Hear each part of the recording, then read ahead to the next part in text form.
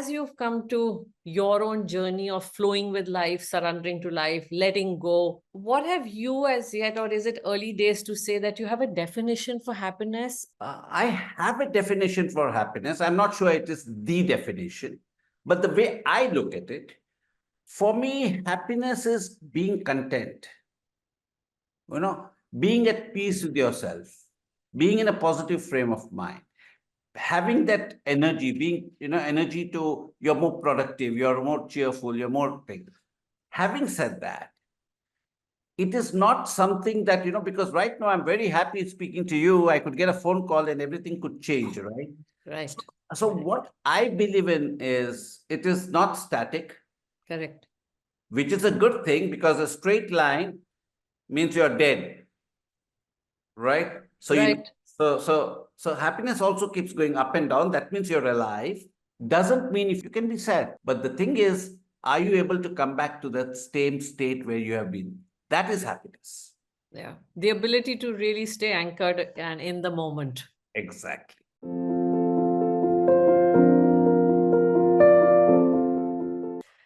Good morning, good evening. Welcome to all my listeners. Thank you very much for joining us on yet again another episode of the Happiness Hour. Today we have a guest who is a happiness evangelist. I couldn't have got a better person. He's founder of the House of Cheer with a very interesting background. He also, his Twitter handle and all his social media platforms is called Raj Cheerful, which again tells you that we are in for a very cheerful session today.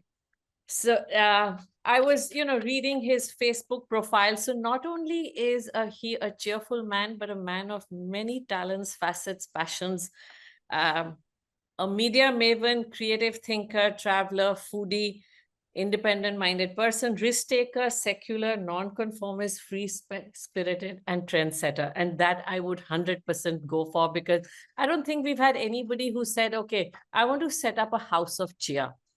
That itself says it all as the intention of what he wants for the world and himself.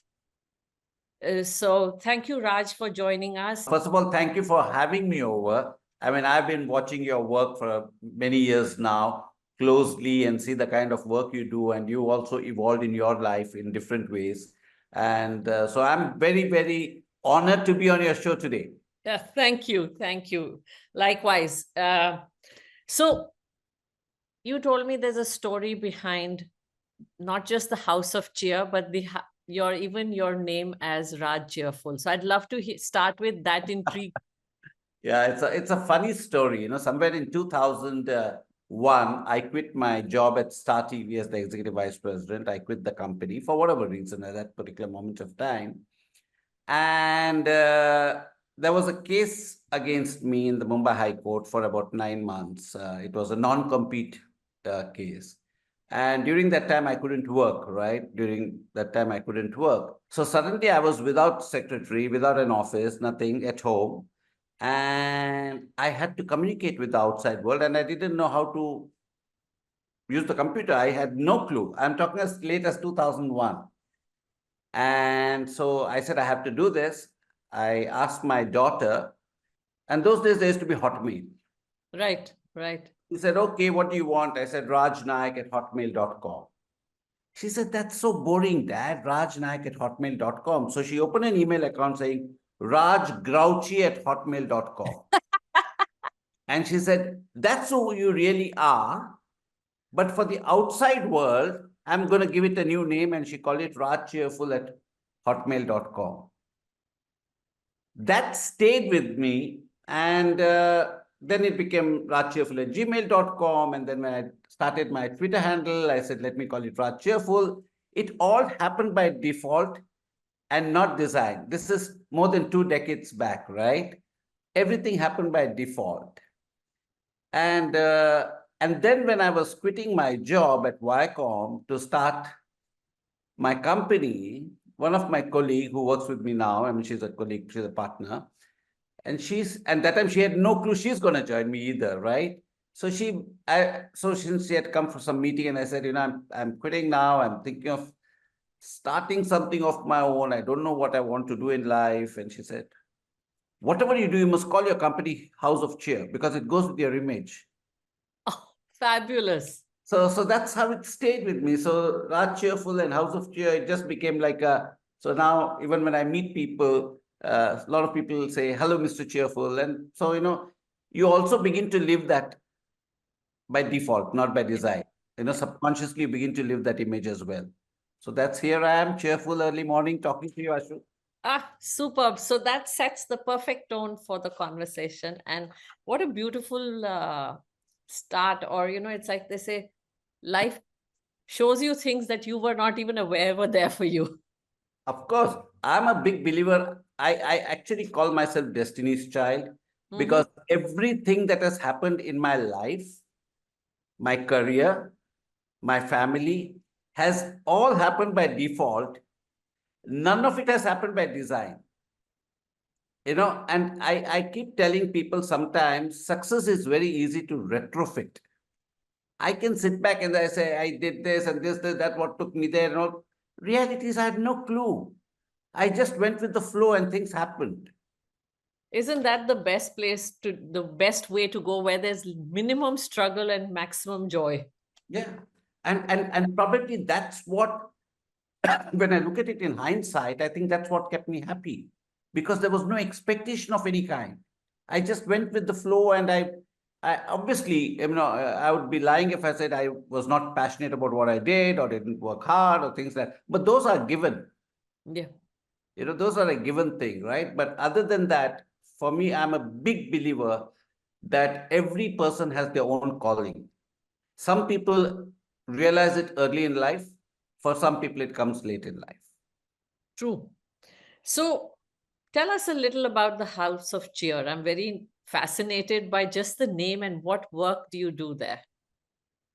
Okay, so when I set up House of Cheer, okay, and since I spent 3 decades in the media and entertainment industry, my natural thought was I will get into content, I will get into marketing and consulting and those kind of things.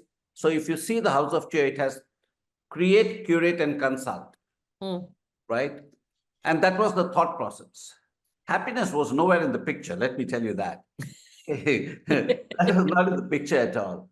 And we said, create, curate, consult. And I had no clue what I'm going to do either. So when people ask me, so what's House of Cheer? And there's to say, we create, curate, consult. What do you create? Well, anything that sells. We'll curate anything that makes us some money and consult on areas that we understand. I used to joke about it because I myself had no real idea what I wanted to do, but I had a fair understanding that I would lean towards media, right?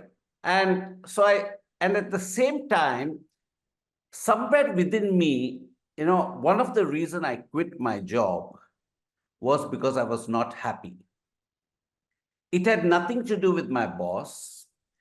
It had nothing to do with the organization either. They were extremely nice to me. But somewhere, I don't know. I used to wake up in the morning and not have that adrenaline rush to go to work. And it is so funny because, and Sudhanshu, so he will tell, even in conferences, I used to joke and, say that the job of a CEO is only one thing, to make sure that people who work for him or her wakes up in the morning and comes to work. You should be able to create that adrenaline rush for them to wake up in the morning and come to work. Rest, they will do all the work and you take the credit. And I used to tell my team also. But until one day, I didn't get that feeling, and I've said this story before somewhere, but that was also an year when my mother passed away. And the same year, my brother passed away. So I think it all came together. So in fact, my boss called me and said, there's a board meeting. We want you to come for it. And I said, I can't come. He said, when can you come? I said, I can't come. I don't know when she's going to go. So as long as she's there, I'm going to stay put. I don't know if it's going to take me 1 day, 3 days, or 3 months, or 6 months. But this is the decision I've made. I'm not coming. You know. And I used to go to the God's room and pray. And she was 97. And till about 94, she was fit. She used to go and make a tea, coffee, and all. The last 1 year, she was in a bad shape. I used to go to the God's room and pray, God save my mother. But after about 3, 4 days, I think 5 days, I used to actually go and pray, please take her away. Because I couldn't see that suffering. I think that somewhere, sparked something within me. I don't know. And so when I came back and I decided I wanted to, somewhere I was not enjoying. It's very difficult, right? To give up a corner office and a huge salary, perks. You've got hundreds of people or thousands of people reporting to you. So I was like, I let my mother go away. I mean, the most difficult thing in life is to let go.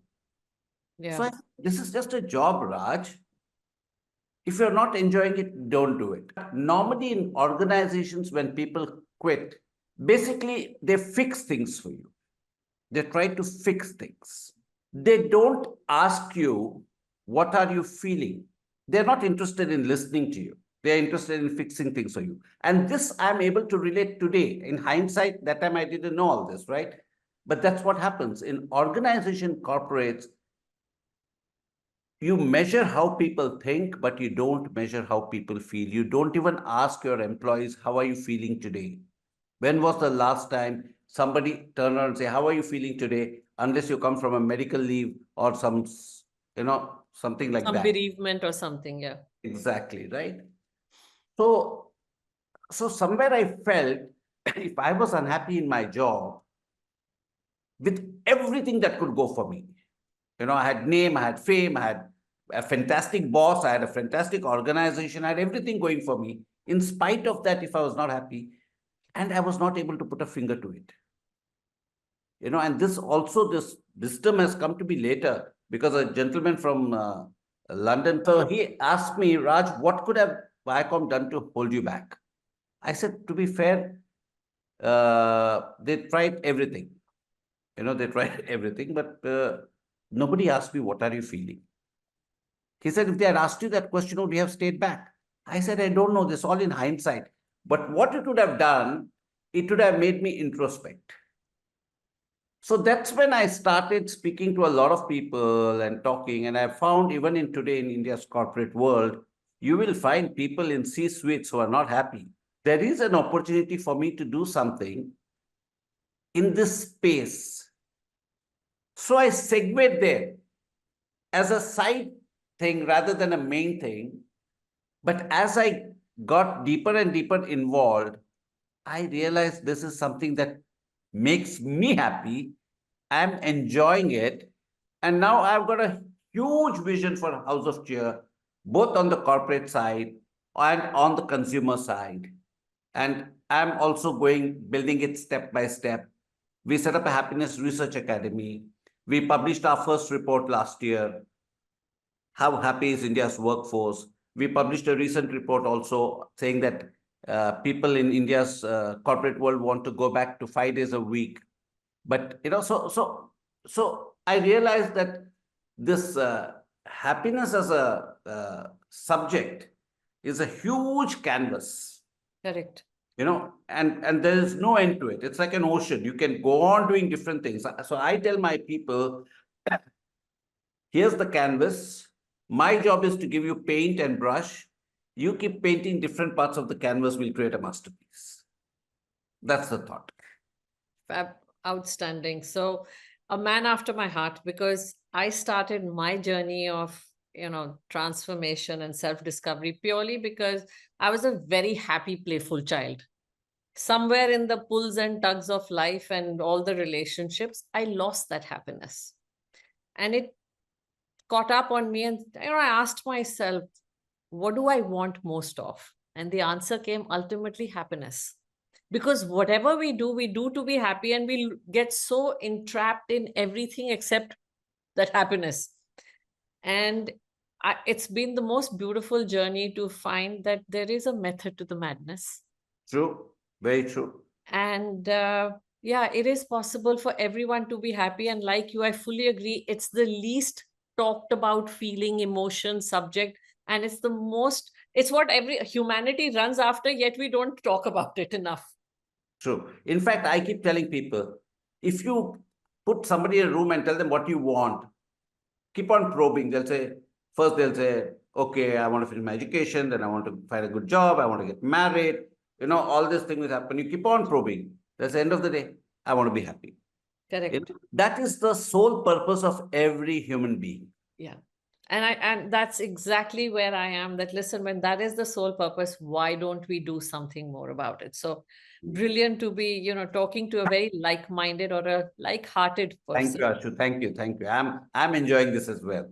Uh, so, as you've come to your own journey of flowing with life, surrendering to life, letting go, what have you as yet, or is it early days to say that you have a definition for happiness, or is it just taking, what would you call that? I have a definition for happiness. I'm not sure it is the definition, but the way I look at it, for me, happiness is being content, being at peace with yourself, being in a positive frame of mind, having that energy, being, energy to, you're more productive, you're more cheerful, you're more things. Having said that, it is not something that, because right now I'm very happy speaking to you. I could get a phone call and everything could change, right? Right. So what I believe in is it is not static, Correct. which is a good thing because a straight line means you're dead, right? So Right. so happiness also keeps going up and down. That means you're alive. And two, what is interesting about it is you have to look at it from the context of everything, how you look at it rather than it's the perspective, it's the context. So you're happy all the time. You are reacting to different situations in a different way. So what I refer to is how do you have constant happiness? Constant, and people have this meaning about happiness means, like a toy who has to be jumping all around. Doesn't mean if you cannot be sad when you're happy. You can be sad. You're happy, but you can go through those emotional moments when you are sad, you are angry, you react to different emotional triggers at a particular point. But the thing is, are you able to come back to that same state where you have been? That is happiness. Yeah. The ability to really stay anchored and in the moment. Exactly. Yeah. So you talked about, how your mother's passing had a very profound impact on you, or the gentleman from London. Mm. Any books or other stories as you've gone through your media journey and now the House of Cheer journey, Yeah. particularly, that have really shifted how you look at life? Uh, Particularly understanding that happiness is the least topic. See, I look at my own life and I reflect. Okay. The only regret I have, and is when my father died. That was when I got my Star TV job. And that was the turning point in my career. Hmm. Till then, for him, I was like a black sheep of the family. And when I quit my job at Tata Economic Consultancy, and he was like, इतनी अच्छी नौकरी मिली है छोड़ दिया because he couldn't understand anything that I was trying to do media and things like not that I understood too much at that time either but so he did not live to see that, right? So that's a regret that I have. Post that, and also he was in hospital in Bangalore at that time, and my sister told me he's not going to make it. I think you should. And I had a conference at the West End Hotel in Bangalore. I did not stay back, and I left. I was based in Delhi those days. I left, and the next day he died. So that's a regret that I've carried, and I'll probably till I go to my grave. So post that, one thing I did was even if my mother sneezed, I would be there, right? And like, I mean, she was doing very well. So that was one change that came. So because of which, probably early in my life, certain values that family first came to me, probably it came to me the very hard way.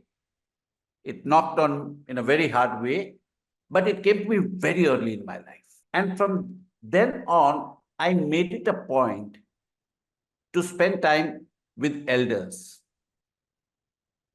because I realized people as they get old, they don't want your money.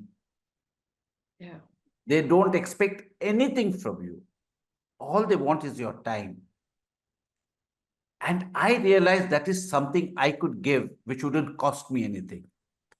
But what I got in return is priceless. So for me, my learnings, whether it was from my mother, whether it is from my friends' parents, or whatever it is, the learnings that came to me was something money can't buy. And I urge today's youngsters also, I say try to spend time with, I mean, today old has a different meaning. You know, today old is 75 or 80 plus, Correct. right? But with your grandparents, or spend time, because the stories you will listen to and the knowledge that comes, and probably it comes at every generation, different knowledge comes, right? It's my grandmother would have told something to my mother. It's like that, right?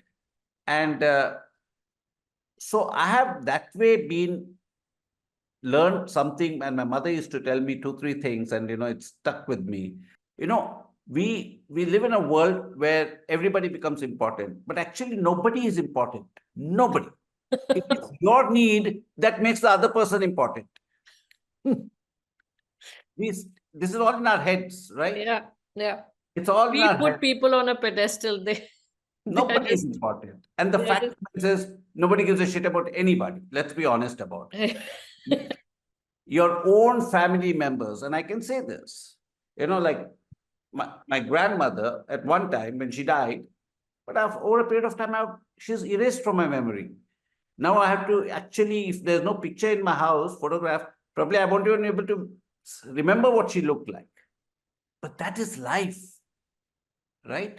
So fear and greed, I say, is two things if you're able to conquer. And you are able to conquer fear the day you have to have you have integrity is very high. If your integrity is high, then you're not scared of it. I'm not saying scared means a lion coming in front of you, but generally in life, right? So these are two things, and that was part of my journey. And beautiful. You brought up three very important things. One is listening and giving time, whether it is to the elders or in the family, or to children, who again, of course, what we call the youth of today, we nurture them through our listening. yeah, And secondly, fear and greed, which again inhibit us from our growth. They limit us from finding our true potential and blossoming into who we are meant to be. Now, in this whole space, obviously, we all go through our, trials, tribulations, and they don't stop so because God keeps, life keeps testing us at every possible juncture to say, are you there, or do you still have some room to be chiseled? true. How do you stay balanced through all these trials, tribulations, or what practices do you follow so that you can write this ECG of life more aliveness rather than with fear? I don't follow any specific thing, Okay. okay? Because then you're setting expectations. If I do this, this will happen. If I do this, this will happen, right? I think first is acceptance. We need to be very, very, very clear. Nothing is in your hands. Nothing. We like to believe that we do this and we do that and we achieve it. Nothing. I don't know. My entire career has been by default, not by design. I've said it when I got the Life Hall of Fame award from the International Advertising Association. I said that in my speech, and a lot of people don't acknowledge Lady Luck either, right? Because they feel the moment they say that, it takes away from their hard work, it takes away from their thing. But that's not true. The man outside VT station who used to pull the handcart works harder than you and me. Correct. So there's a whole. So I always tell people success can be very easily retrofitted. I can sit here and today say, oh, I did this, that's how I took up this job and I did this success and all that thing. But the reality is I just did my job. Everything else happened. My career happened. I did not plan saying I'll do this. And I'm sure a lot of people, they know if in whichever profession they want to excel. That's a given. So first is acceptance. The moment you accept anything that comes at you, you have to first accept saying, this is it. So the moment you accept, your anxiety goes away. You stop worrying. And worrying is not going to help you because it's not going to solve the problem. So I tell everybody, somebody asked me, what is the mantra? Meditation karo, walk karo. I said, first accept. If you don't accept, this is what it is, this is reality, nothing's going to change. Then you can do everything. It's not going to work out. Right? Meditation, it's a very good thing. It's a good thing. You must do meditation because it's good for calming effect. It calms you as a person. Physical well-being is very nice. It is important for your health, right? But I've also noticed there's a correlation. If you're physically healthy, you are happy to a large extent. Okay. And if your mental well-being and physical well-being, if you can match that, then you're home. And mental well-being is how you react to a situation, how you accept a situation, because life is all about perspective and context. Amitabh Bachchan का एक picture था, जिस जगह आप खड़े हो 9 है, जिस जगह मैं खड़ा हूं 6 है, और अपनी जगह पर दोनों सही है. Correct. Because when you see it, it's 9. When I see it, it's 6. But the fact is, both are right.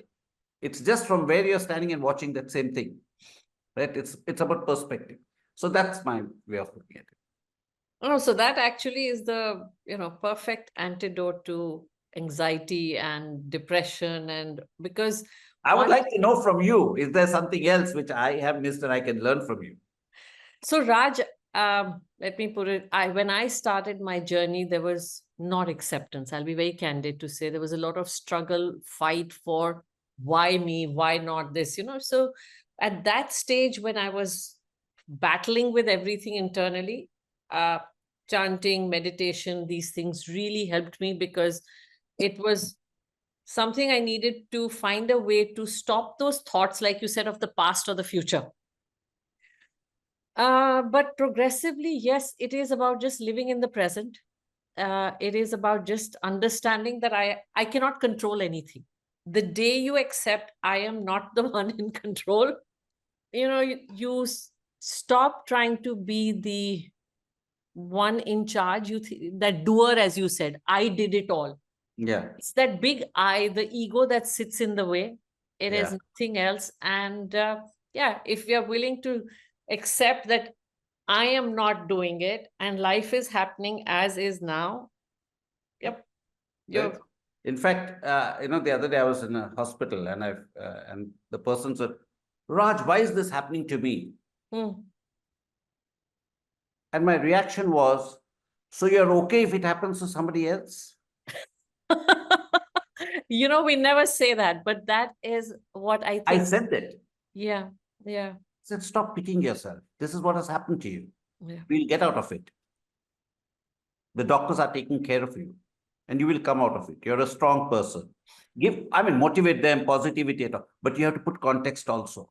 Because you're letting the person wallow and, why it's happening to me? I'm going to die. Why is it happening to me? No. Are you okay with it happening to somebody else? No, right? Then don't blame yourself. It's happened to you. Now we'll address it. I think I put it in, I've said it in a very... you've said it beautifully, nutshell that I think we are, I would like, there's a poem of mine I've written, when it comes to success, we say, wow, me. But when it comes to bad times, we say, why me? Yeah. And that's the... You don't say, yeah, exactly. Why that time, why don't you, when you're success, why don't you say, why me? Yeah. So very nice. I learned something new today. So I think we've had a very beautiful conversation that has been a two-way sharing and learning, definitely. So one sentence or something that you would like to leave with the listeners, and how can we really close this conversation, though it seems like a beautiful note, but what would you like to share with the listeners? Nothing. I don't think I can give any gyan or something, but what I can say is live in the moment, live in the present. And I actually tell people to do this. Then we'll think about the present. First, you're thinking about the past, which you cannot change, which you can't change. Yeah. The future, which you can't predict. You're wasting time, my friend. Yeah. Time and energy, most importantly. I said, focus on the present and see how beautiful this world is, how beautiful this life is. And Be content whatever is thrown at you. Sometimes, and your time will come and your day will come. But again, it's a question of, when you say my time will come, my day will come, what is it that in your head you want? So if you ask me in one line, what I will say is, if you're happy, since you wanted me to conclude, if you're happy, you're successful. But if you're successful, there is no guarantee that you're going to be happy. Perfectly said. So on this happy note, thank you. I would like to say thank you very much for your time, your energy, your wisdom, and sharing some very deep stories about your life. So thank you very much. Thank you, Ashu.